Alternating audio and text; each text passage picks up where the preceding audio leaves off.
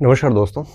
हम लंबे समय से आप सभी की एक छोटी सी डिमांड थी मेरे से कि सर अध्यापक भर्ती परीक्षा की तैयारी कैसे करें? चूँकि अभी भर्ती है नहीं तो थोड़ा-सा बच्चों में एक ठंडापन-सा होता है कि पता नहीं कब आएगी, और जब सामने परीक्षा नहीं हो या भर्ती का विज्ञापन नहीं होता है, तो एक मोमेंटम नहीं बन पाता है, गति नहीं बन पाती है और हम कई बार अपना समय यूँ ही अ, फिज़ूल ही खर्च करना शुरू कर देते हैं। और दूसरा क्या होता है कि फिर मार्केट में ये भी रहता है कि भाई ये पैटर्न चेंज होगा, ये होगा, वो होगा। ऐसे कई सारे यूँ कहिए कि र्यूमर्स हैं वो चलते रहते हैं। तो फिर उनके चलते एक स्टूडेंट, स्वाभाविक सी बात है जो सबको सुनता है, तो वो कन्फ्यूज़ हो जाता है और फिर अपनी पढ़ाई कर नहीं पाता। ठीक है? तो फिर जब वो बहुत कन्फ्यूज़न हो जाता है, फिर उसका समय खराब हो जाता है, तो थोड़ा-सा हतोत्साहित हो जाता है, नेगेटिव सा हो जाता है। तब कुछ बच्चे मेरे तक पहुँच जाते हैं और कहते हैं, "सर थोड़ा-सा आप बताइए इसको किस तरह से किया जाए?" अब देखो, मुझे इतना तो नहीं पता कि भई भर्ती कब आएगी या पैटर्न वगैरह क्या रहेगा। ठीक है, ये तो सरकारी प्रक्रियाएँ हैं, वो तो होगी, जब भी होनी है तो होनी है। ठीक है, 1 महीना, 2 महीने, 4 महीने, 6 महीने लेट हो सकती है, इससे ज़्यादा तो कुछ होगा नहीं। लेकिन एक एक स्टूडेंट को क्या करना चाहिए इस स्थिति में? तो मैं मेरा एक पॉइंट ऑफ व्यू रखूँगा कि किस तरह से आप तैयारी अच्छी कर सकते हैं अध्यापक की और कौन से मटेरियल का यूज़ कर सकते हैं। मैं बात शुरू करूँ उससे पहले मैं बता देना चाहता हूँ कि ये पूर्ण रूप से एक मेरा मत है, ठीक है? हो सकता है आप इसमें सहमत नहीं भी हो तो कोई इश्यू नहीं है।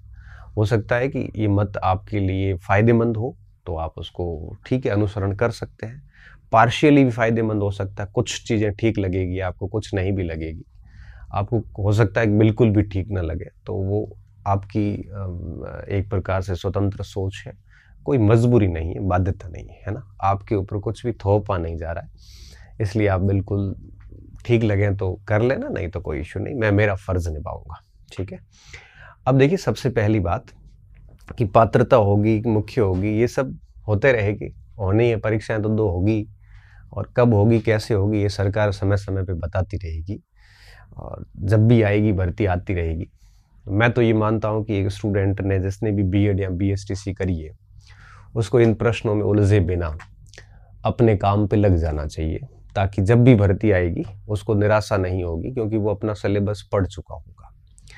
और वैकेंसीज़ कब आएगी, कैसे आएगी, ये प्रश्न तो तब बनता है जब आपका पाठ्यक्रम 2-4 बार आपने ठीक से पूरा कर लिया है। अगर पाठ्यक्रम पूरा नहीं हुआ है और फिर भी आप पूछ रहे हैं कि वैकेंसीज़ कब आएगी, तो मुझे लगता है कि हम गलत हैं, आपको मेहनत करनी चाहिए। अब आप एक एक आपकी जगह अगर मैं होता तो क्या करता?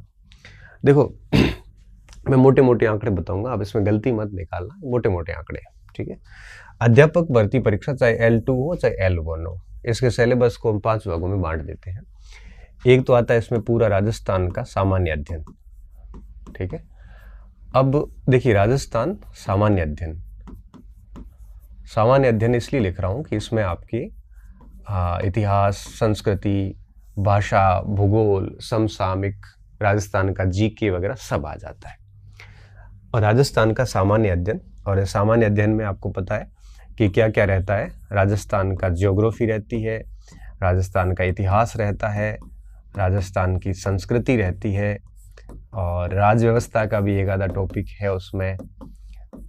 राज व्यवस्था,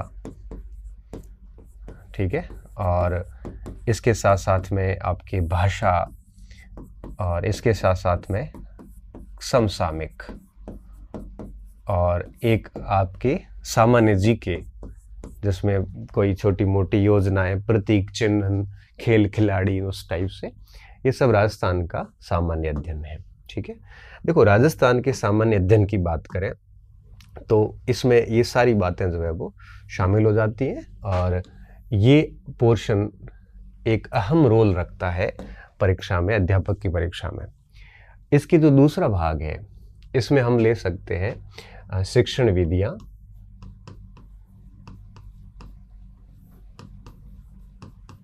विधियाँ, जो कि आपके शिक्षण विधियाँ प्लस एक ले लेते हैं अपन RT राइट टू एजुकेशन, और एक इसमें और ले लेते हैं अपन शैक्षिक परिदृश्य।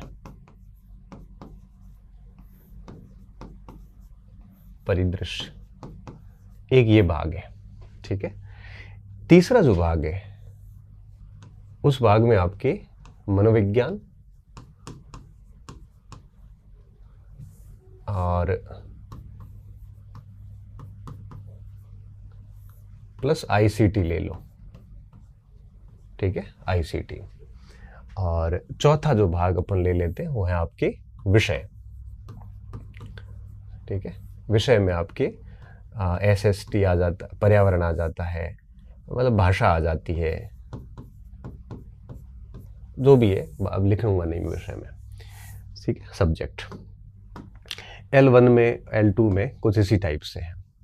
तो अब देखिए आप, ये शिक्षण विधियाँ, मनोविज्ञान और ICT, और ये विषय, ठीक है। अब देखिए इसमें कितने कितने मार्क्स का कुछ रहता है, मोटा मोटा अनुमान बता देते हैं, ठीक है। सामान्य अध्ययन और ये लगभग आप मान के चलिए 160 अंक के आसपास रहता है, 100 प्लस 60 अंक।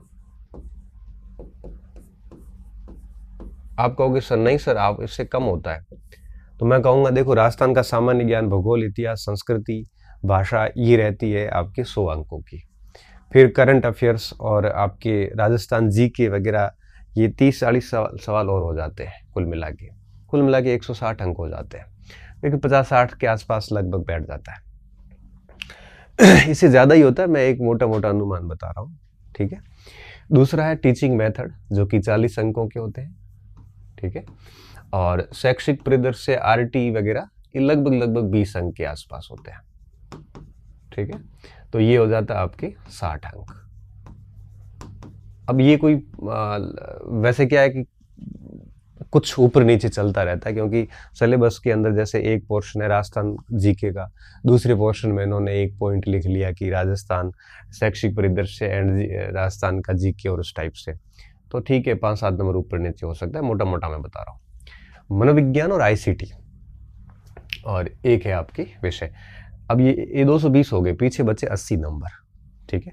अगर 80 नंबर की बात करें तो सब्जेक्ट जो है ये टोटल 5 है, ठीक है, और हर सब्जेक्ट 10 अंक का है, तो 10 गुणा 5 बराबर 50 अंक का हो जाता है ये, ठीक है। और 30 अंक का, पीछे कितना बचा, 30 अंक का, जिसमें 10 प्लस 20, 30 अंक का ये हो जाता है मनोविज्ञान, ठीक है। तो इस प्रकार से एक बार 30 अंक का, तो 50, 30, 60, ये 80 और 60 140 हो जाते हैं, और 160 300 अंक का टोटल, ये 4 सेगमेंट हो गए। अब इसमें मैं आपको एक बहुत इंपॉर्टेंट बात बताता हूँ यहाँ पे, बहुत सामान्य सी बात, कि कैसे भी पैटर्न वगैरह चेंज हो जाए ना, ये पोर्शन हट नहीं सकता। ये 160 का जो है ना, ये 150 मान लो आप, इसको तो हटना नहीं है। शिक्षण विधियाँ RT हटना नहीं है, मनोविज्ञान हटेगा नहीं, ICT हटेगा नहीं, ये विषय हटेगा नहीं। अब कुछ भी पैटर्न हो जाए, ये सब में रहने वाला है, क्योंकि आपको पता है कि टीचिंग मेथड कभी हटाए नहीं जा सकते। ये हमारे NCF में भी है, ये हमारी शिक्षा नीति में भी है। साइकोलॉजी, टीचिंग मेथड और सब्जेक्ट का ज्ञान प्लस क्षेत्रीय ज्ञान, ये हट ही नहीं सकता। तो अब पैटर्न में देखो, जो 300 अंकों का उसको वो 500 कर लें, भले इधर उधर कर लें, तो ठीक है, किसी का वेटेज बढ़ जाएगा, किसी का घट जाएगा, बट सिलेबस यही रहेगा, ठीक है। उसमें से 2-3 पार्ट से मान लो मनोविज्ञान में ऐड कर लिए, एक आधा हटा दिया, तो कोई फर्क नहीं पड़ेगा, क्योंकि आपने तैयार कर लिया। फिर जो भी 10-20% चेंजेस मान लो होता है, तो आपको फिर वो 10-20% चेंजेस ही पढ़ना है, नहीं तो अगर आप पूरा बिल्कुल नहीं पढ़ेंगे तो बहुत दिक्कत हो जाएगी, ठीक है। अब आपने ये सिलेबस बांट लिया, ये बांटने के बाद आपको क्या करना है, अब आपके पास में लिमिटेड टाइम है, ठीक है। लिमिटेड टाइम है, तो आपको, जहाँ तक एक मेरा अनुभव कहता है, कि आपको एटलीस्ट दिन में एक टाइम तो इसको देना ही देना, स्लॉट, एक स्लॉट इसको दो ही दो। क्यों? क्योंकि राजस्थान का जो GK है, ये एक महत्वपूर्ण भूमिका में है। 50-60% अकेला कवर करता है। इसको आप दीजिए। इसको कैसे देना है? जैसे मान लो इतिहास पढ़ लिया आपने 15-20 दिन तक, फिर संस्कृति पढ़िए, फिर भूगोल पढ़िए, उसके बाद में आप थोड़ा भाषा को पढ़ लीजिए, उसके बाद आप राजस्थान का साथ साथ में करंट देखते रहिए। डेली आप कोई मूमल की या नाथ की कोई भी किताब ले लो, जैसे खाली टाइम होते हो राजस्थान का करंट पढ़ते रहो आप, तो करंट साथ में चलता रहेगा। ठीक है, इतिहास संस्कृति पे थोड़ा विशेष देख लो, भूगोल है वो आप देखते रहिए, पुराना देखिए नया देखिए, कोई फर्क नहीं पड़ता, जो भी आपके पास पुस्तक है देखते रहिए, क्योंकि नए पुराने के ठीक है कोई एक दो सवाल इधर उधर होंगे, ज़्यादा होगा नहीं कुछ भी। राज व्यवस्था है तो एक आधा सवाल आता है, उसको भी आप थोड़ा थोड़ा देख लीजिए, लेकिन विशेष जोर आप किस पे दें? विशेष जोर आपको देना चाहिए इतिहास संस्कृति भूगोल पे।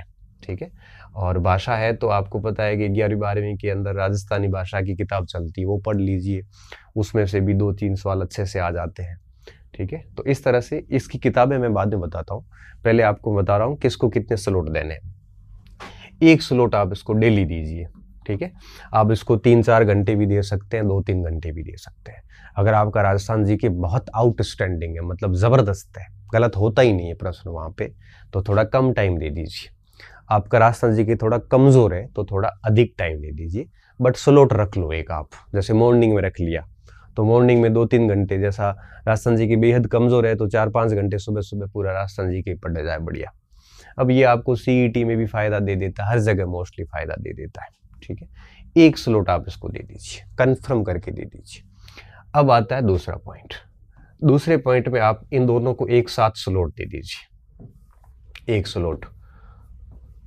ठीक है, 1 स्लॉट का मतलब क्या हुआ? जैसे 2-3 घंटे डेली आपने बढ़िया राजस्थान जी के सुबह सुबह पढ़ लिया, उसके बाद दोपहर के समय आपने जैसे खाना वाना खाया और फिर थोड़ी देर सो गए या फिर जो भी है, अब 3 से लेके या 2-2:30 बजे वापस खाना वाना खा के उठ गए और आप 2-2:30 से लेके शाम को 5-6 बजे तक अगर पढ़ते हैं तो आप है वो 2-3 घंटे का स्लॉट इसको दे दें। इसमें क्या करना है? इसमें मान लो कि जैसे टीचिंग मेथड है तो आपने टीचिंग मेथड स्टार्ट किए आज, पहले गणित के पढ़ लिए या सामाजिक के पढ़ लिए, पर्यावरण के या विज्ञान के पढ़ लिए, 15 दिन में आपने सारे पढ़ लिए, वो कर लिए। फिर आप आरटी देख लो, आरटी कर लिया। शैक्षिक परिदृश्य अभी छोड़ना है थोड़े दिनों में, क्योंकि ये करंट ओरिएंटेड है तो बाद में क्या पता कुछ चेंजेस हो जाए। ये कर लिया, उसके बाद में मनोविज्ञान को शुरू कर दो, 15-20 दिन मनोविज्ञान पढ़िए, मतलब पूरी करिए, फिर आईसीटी पूरा करो, फिर वापस शिक्षण विधियों पे आओ। ऐसा साइकिलिंग सिस्टम से चलते रहो, इसमें भी ऐसे चलते रहो।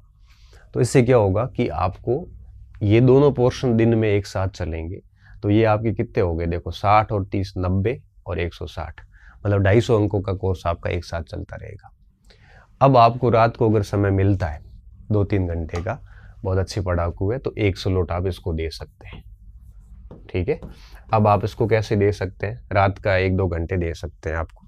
जैसे मान लो कि 5-6 बजे तक ये पढ़ लिया, उसके बाद में आपने खाना वाना खा के रात को सोते वक्त थोड़ी गणित मिला ली, गणित पर्यावरण थोड़ा देख लिया, सोते सोते देख लिया, लाइट मूड में आप देखते रहो थोड़ा। इसको कोई बहुत ज़्यादा सीरियस लेने की आवश्यकता नहीं, क्योंकि ये जीके से मोस्टली चीज़ें जुड़ी हुई होती है।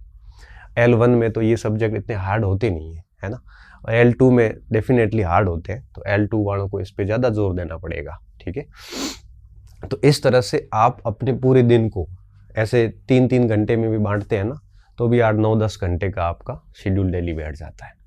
ये तभी कर पाएंगे जब आपका कंटेंट फिक्स होगा, आप ज़्यादा उलझे हुए नहीं होंगे, तभी होगा, अदरवाइज नहीं होगा।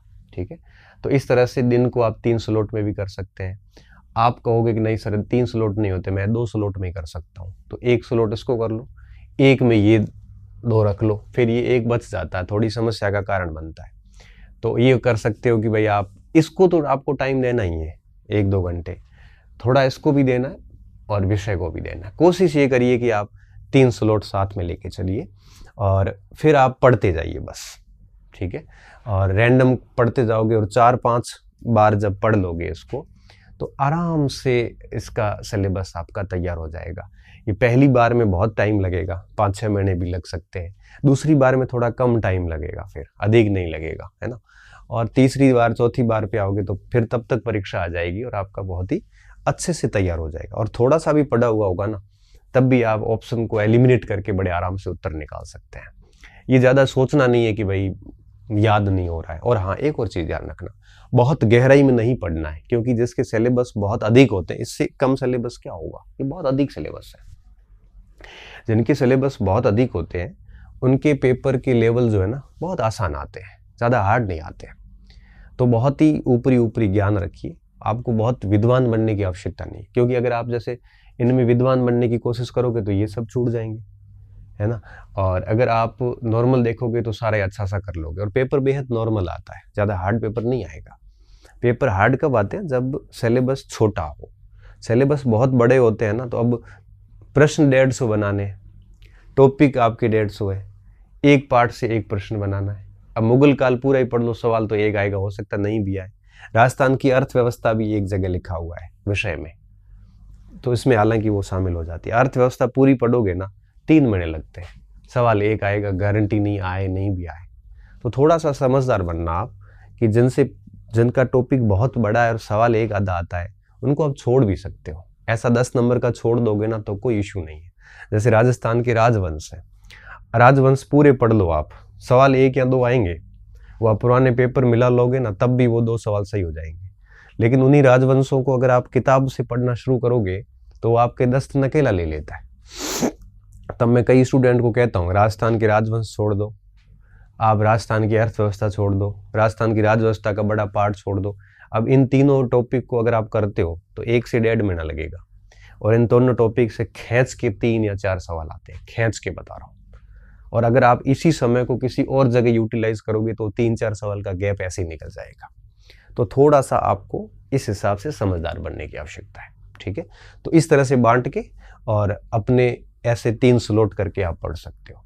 अगर आप और भी बेहतर तरीके से पढ़ रहे हैं तो आप मेरी इस वीडियो को सुनने के बाद अपनी योजना में चेंजिंग ना करें, आप चलते रहें। अगर आप भ्रमित या समझ में नहीं आ रहा है तो आप अपनी सुविधा के अनुसार इसको ऊंचा नीचा कर सकते हो। बाकी आपको पता है कि कोई एक योजना सभी विद्यार्थियों के लिए समान रूप से लागू नहीं हो सकती, क्योंकि सबकी क्षमता अलग होती है। किसी का ये पोर्शन बहुत अच्छा है तो वो क्यों स्लॉट देगा 3 घंटे इसको। तो आप अपने हिसाब से डिसीजन लेना, मैं तो आपको एक वे बता रहा हूँ जिसको आप फॉलो कर सकते हैं। अब बात ये आती है कि इनके लिए कौन सी पुस्तकों का सहारा लिया जा सकता है, ठीक है। हालांकि आजकल किताबें बताना बड़ा रिस्की काम हो रखा है, क्योंकि कोई भी लेखक नाराज हो जाता है, कोई वगैरह वगैरह, ठीक है। और हाँ, ये चीज़ें सेल्फ स्टडी वालों के लिए ज़्यादा सही रहती है, कोचिंग वालों के लिए नहीं, क्योंकि कोचिंग के जो स्टूडेंट हैं वो कोचिंग के अनुसार चल रहे होते हैं, तो उनको फिर ये शेड्यूल काम के नहीं है। क्योंकि उनके 1-2 स्लॉट तो कोचिंग में चले जाते हैं, फिर 2 स्लॉट बचते हैं। कोचिंग वालों को तो मैं सिर्फ ये कहूँगा कि जो कोचिंग में आपको पढ़ाया जा रहा है उसी का डेली रिवीजन कर करके चले जाएं। डेली रिवीजन करें, उसका जितना आज पढ़ाया उतना याद करके फिर दूसरे दिन क्लास में जाएं। कोचिंग के टेस्ट ईमानदारी से दें, और कोचिंग के कंटेंट को ऐसा रट लें डेली कि लास्ट तक आते आते सिलेबस कंठस्थ हो रखा हो आपने जो भी अपने रजिस्टर में लिखा है। कोचिंग वालों को तो मैं यही कहूँगा, उनको इस शेड्यूल में चलने की आवश्यकता है नहीं, ना वो चल पाएंगे। ये शेड्यूल उनके लिए जो घर बैठ के पढ़ रहे हैं। अच्छा, घर बैठ के अगर ऑनलाइन पढ़ रहे हैं तब भी आप इस शेड्यूल को फॉलो कर सकते हैं। अगर आप ऑफलाइन कोचिंग में जा रहे हैं तो ये नहीं हो पाएगा। ये सिर्फ और सिर्फ उन स्टूडेंट के लिए जो सेल्फ तैयारी कर रहे हैं और आपके या फिर ऑनलाइन पढ़ रहे हैं, घर बैठ के पढ़ रहे हैं, वो अपने अनुसार टाइम टेबल बना सकते हैं, उनके लिए ठीक है। ये ऑफलाइन वालों के लिए नहीं है, क्योंकि उनके स्लॉट फिर कोचिंग के अनुसार चलते हैं। उनको तो मैं सिर्फ यही कहूँगा कि आप जो क्लास में पढ़ाया जाता है उसको आप डेली घर जाके वापस बढ़िया से पढ़ें, याद करें, और उसके पुराने पेपर्स जो जैसे राजस्थान जीके के आते हैं, दिशा वगैरह के खूब सारे आते हैं, उनको लाएं। जो टॉपिक कोचिंग में पढ़ाया है उसका घर जाके उसके सल्यूशन करें। उसमें से जो सवाल नहीं आते हैं तो दूसरे दिन गुरुजी को जाके पूछें कि सर आपने पढ़ाया है लेकिन ये आया नहीं, मेरे से हुआ नहीं, तो वो सर उत्तर बता देंगे उसका, और वो अपनी बुकलेट में उसको ऐड कर दें। तो इस तरह से कोचिंग के साथ आप चलते रहें। कोचिंग में जैसे 4 क्लासेस लगी तो जो कुछ लिखवाया है ना वो आप अगली क्लास आओ उस दिन तक वो पढ़ के याद करके जाओ, नहीं तो कोचिंग का कोई फायदा नहीं है। और जैसे टॉपिक पूरा होता है तो अभ्यास प्रश्नों से अभ्यास भरपूर करके फिर दूसरे टॉपिक पे जाइए आप। कोचिंग वालों को तो मैं सिर्फ यही कहूँगा। सेल्फ वालों के लिए ये रहता है, ठीक है। सेल्फ वाले भी अभ्यास वगैरह भरपूर करें, टेस्ट सीरीज वगैरह ये कोर्स होने के बाद में देंगे तो ज़्यादा बेहतर रहेगा। अब सामग्री क्या यूज की जा सकती है, ठीक है। देखो ये तो मैंने आपको बता दिया कि इसको किस तरह से स्लॉट में बांटा जा सकता है। अब अगर अपन सामग्री की बात करें, देखो मैं अभी यहाँ पे ABCD लिख रहा हूँ, ABC और D, ठीक है। अपन सबसे पहले A की सामग्री की बात करें, ठीक है। अब अगर सामग्री में A की बात करें तो A में राजस्थान का GK कवर हो जाता है। अब मैं यहाँ पे सिर्फ इतना कहूंगा कि आपने अपना जो स्रोत है वो बनाए रखें, बस मैं यही कहूंगा। और ऐसा कोई स्टूडेंट नहीं होगा जिसके पास अभी राजस्थान जीके का कोई स्रोत नहीं है। मैं किसी किताब का नाम नहीं लूँ, आपके पास में अगर पैनोरमा पढ़ रहे हो आप तो चलने दो, लक्ष्य पढ़ रहे हो तो चलने दो, सवाल वहीं से आते हैं। आप नाथ पढ़ रहे हो तो चलने दो, आप जो भी किताब पढ़ रहे हैं चलने दो, किसी के नोट्स पढ़ रहे हैं चलने दो, ठीक है, पर्याप्त है। मटेरियल से ज़्यादा महत्वपूर्ण होता है कि आप पढ़ते कैसे हो, है ना। बस जो भी पढ़ रहे हो उस पर पूरा भरोसा करके पढ़िए। कोचिंग कर रहे हो उसकी सामग्री है, उसको चलने दो, फिर 3-3 4-4 किताबें लाने की आवश्यकता नहीं। लेकिन एक चीज ध्यान रखना, अपना स्रोत प्लस आपको RBSC की किताबें जरूर देखनी है रीट के लिए। Rajasthan board for secondary education, इसको BSER भी कह सकते हो। स्पेशली जैसे राजस्थानी भाषा की किताब आती है 11th-12th की, है ना। अब राजस्थानी भाषा की किताब आई थी पिछली बार और उसमें 4-5 सवाल आए थे पिछली बार।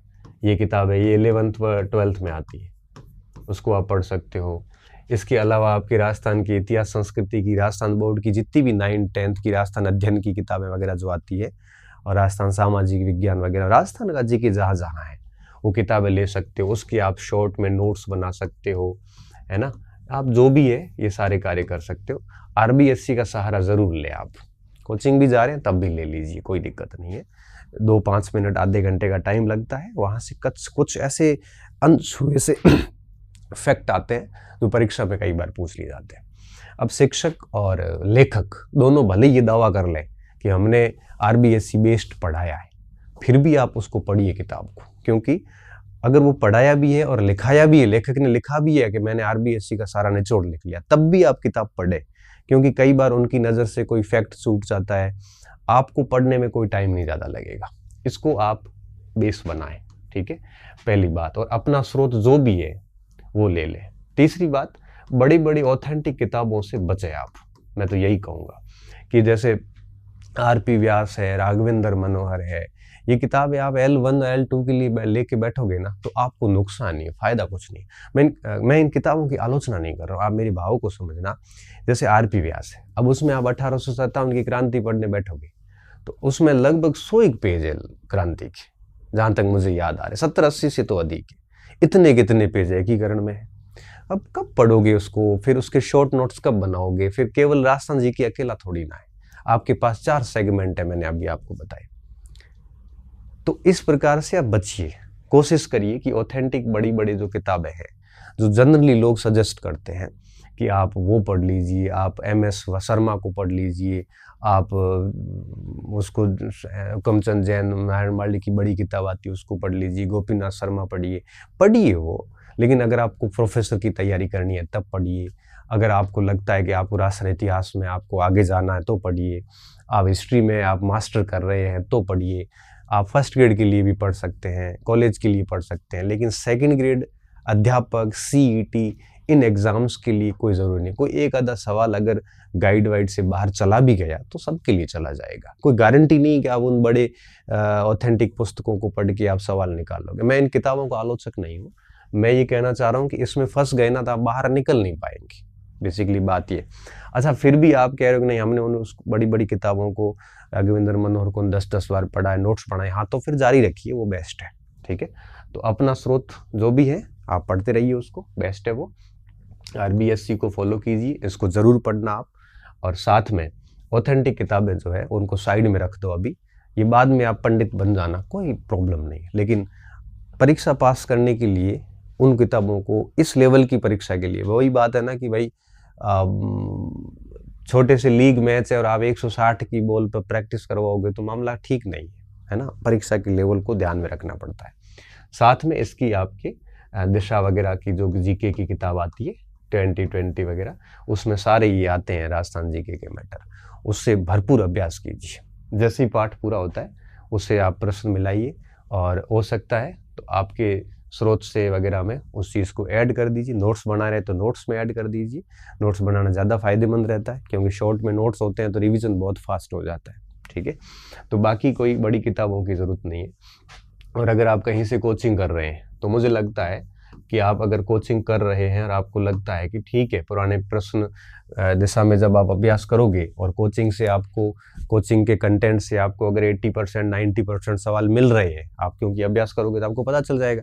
तो आपको, मुझे लगता है कि ये सब देखने की ज़रूरत नहीं है। आरबीसी भले देख लेना, और अपना स्रोत में कोचिंग के नोट्स भी आ सकते हैं, अपना स्रोत में नाथ आ सकती है, दिंदवाल वगैरह जो भी आप पढ़ रहे हो सब आ सकती है, तो आप उसको भी देख सकते हैं। बट मैं कहूँगा यही कि जो भी देखो एक ही कंटेंट रखना, आरबीएससी के साथ में एक ही रखो। आप कोचिंग को रख रहे हो तो कोचिंग प्लस आरबीएससी, कोई गाइड लेके चल रहे हो नाथ वगैरह की, या फिर कोई दिंदवाल की वगैरह की, या फिर लक्ष्य की, पनोरमा की, तो एक प्लस आरबीएससी, इससे ज़्यादा कुछ भी नहीं करना, और एक प्रैक्टिस बुक। तो आपके पास में 3 चीज़ें ही होनी चाहिए बस, एक दिशा की या और भी कई आती होगी मार्केट में वो, प्लस एक आरबीएससी की किताब है, प्लस अपना कोई भी स्रोत जो भी आप पढ़ रहे हो, कोचिंग भी हो सकती है, आपकी कोई गाइड हो सकती है। तो पहले भाग के लिए सिर्फ ये 3 चीज़ें रखनी है आपको, और ये डेली आपको एक स्रोत देखना है। उसके बाद आता है दूसरा भाग, जिसमें टीचिंग मेथड और ये, ठीक है। अब अगर बी भाग की मैं बात करूं तो आप इसमें क्या करोगे, इसमें आप बड़ी बड़ी किताबें लाओगे। अमीरचंद जैन की मैं कह दूं कि अमीरचंद जैन की शिक्षण विधियां ला के पढ़ लो, तो वो थोड़ा सा टिपिकल हो जाता है। तो बेहतर तो क्या होता है, आरटीई का तो आप मूल प्रिंट निकाल लो वाली, मार्केट उसमें गूगल पे मिल जाएगा, और उसको आप मूल प्रिंट निकाल के पढ़ के प्रैक्टिस कर लो। शैक्षिक परिदृश्य अभी आप छोड़ दीजिए, क्योंकि करंट बेस्ड है, तो शायद बाद में काफ़ी चेंज हो जाए इसमें। और अब रही बात टीचिंग मेथड की, आप क्या करो, मार्केट में जितनी भी गाइड आती है ना, मंगल, फर्स्ट रैंक, लक्ष्य वगैरह जितनी भी आती है, उन सब गाइड मिलाकर अपने एक हैंड नोट्स बना दो। ठीक है, सारी गाइड को लाओ, और उनमें से एक बढ़िया से 10-15 दिन बैठ के उसके नोट्स बना दो, फिर बार बार वो नोट्स ही पढ़ो बस। टीचिंग मेथड में इसके अलावा कुछ नहीं करना है आपको। ठीक है, शैक्षिक परिदृश्य छोड़ दीजिए, आरटी का मूल प्रिंट ला के पढ़ सकते हो आप। ठीक है, या कोई भी गाइड में आरटी मिल जाएगा तो उसका प्रिंट करवा के, और मुझे लगता है कि मूल प्रिंट ले लो आप, और मूल प्रिंट में आप कहोगे तो मैं टेलीग्राम पे डाल दूंगा, आप वहाँ से प्रिंट ले सकते हो। ठीक है, मैं डाल दूंगा आपके, और आप उससे प्रिंट लेके पढ़ लेना, और गाइड को मिला के टीचिंग मेथड की नोट्स बना देना। फिर रहता है मनोविज्ञान और आईसीटी। ठीक है, मनोविज्ञान में आपका अपना स्रोत है, मैं वापस क्या बताऊं, किसी ने धीर जी की ले रखी होगी, किसी ने सिकवाल की ले रखी होगी, किसी ने और भी कई सारी किताबें आती है, वंदना जादौन की ले रखी होगी। तो जो भी आपके पास वो ठीक किताब है, और आप नए नहीं है ये मुझे पता है ना। तो जो भी स्रोत है उसको पढ़िए, समझिए, और भरपूर उसका अभ्यास कीजिए। ठीक है, सामग्री का चयन कैसे करना है इस पर अपन अलग कभी वीडियो बना देंगे, और आप ये भी कर सकते हैं। ठीक है, उसके बाद बात आती सब्जेक्ट की। सब्जेक्ट के लिए आपको क्या करना है, सब्जेक्ट के लिए आपको सबसे पहले वापस वही बात, आरबीएससी को तो पढ़ना ही पढ़ना है। ठीक है, और इसके साथ में कोई टीचर का अगर आप सपोर्ट लेते हैं या कोई गाइड का सपोर्ट लेते हैं तो कोई लॉस वाली बात नहीं है। ठीक है, ठीक है, इसका सपोर्ट ले सकते हो, आरबीएससी पढ़ लो, है ना। बहुत डिटेल में नहीं पढ़ना है, ऊपर से पढ़ना, सामान्य पढ़ना है, क्योंकि जितना ज़्यादा गहराई से पढ़ोगे उतना ही आपको लॉस है, क्योंकि अध्यापक भर्ती में इतनी गहराई रहती नहीं है। ठीक है, ये कर सकते हो आप। और तो ये सारी चीज़ें अपने आप आसानी से हो जाएगी। इसके भी शॉर्ट नोट्स बनाए जा सकते हैं, पर्यावरण के अलग, विज्ञान के अलग, गणित को अच्छे से मिलाया जा सकता है, भाषा को अच्छे से नोट्स शॉर्ट वोट तैयार किए जा सकते हैं। जो पोर्शन आपका इनमें से बहुत कमज़ोर है उनकी कोचिंग ले सकते हो आप, और अगर आप ऑफलाइन कहीं जा रहे हो तो पूरा ही कोचिंग से हो जाता है। अगर आप ऑनलाइन पढ़ रहे हैं तो इसमें आप लिमिटेड पढ़ सकते हैं, पूरा भी पढ़ सकते हैं, कि आपको डिसीजन लेने। और मोटी बात तो ये है कि 3 स्लॉट बांटोगे, पढ़ोगे, तो आपको अपने टाइम को अच्छे से मैनेज करना पड़ेगा। इधर उधर भटकोगे तो ये कुछ भी होने वाला नहीं है। और रही बात स्रोतों की, तो आपके पास स्रोतों की कोई कमी नहीं है, तो इस हिसाब से चलोगे तो निश्चित तौर पे आपका काम बढ़िया हो जाएगा। और अगर आप टारगेट लेके चलते हैं आगे कि 1-2 महीने अब आप इसके हिसाब से चलेंगे, तो डेफिनेटली एक बार आपका 3-4 महीने में कोर्स पूरा हो जाएगा। अब इस विषय को लेके, अध्यापक भर्ती को लेके अगली बार वीडियो जब बनाऊंगा तो वो सीधा आपकी कोई नोटिफिकेशन या भर्ती की प्रक्रिया के बारे में कोई सरकार जारी करेगी अधिसूचना, तब बनाऊंगा। और उम्मीद रखता हूं कि तब तक आप ये जो कोर्स है इसको एक बार आप पूरा कर लेंगे, ऐसी मुझे उम्मीद है। ठीक है, उम्मीद करता हूँ ये वीडियो आपके लिए फ़ायदेमंद होगा। अगर आपको लिए फ़ायदेमंद है तो उसको फॉलो कर लेना, मेरी जो बातें बताई उनको। अगर आपको लगता है कि आपके लिए ठीक नहीं है तो कोई बात नहीं, आप जिस रणनीति से चल रहे हैं उसी से चलते रहें। ठीक है, कोई फोर्सफुल वाली बात नहीं है, बस आपका भला होना चाहिए, भले कैसी भी हो जाए। ठीक है, बहुत बहुत धन्यवाद विद्यार्थियों, अच्छे रहिए, मस्त रहिए और खूब सारा पढ़ते रहिए।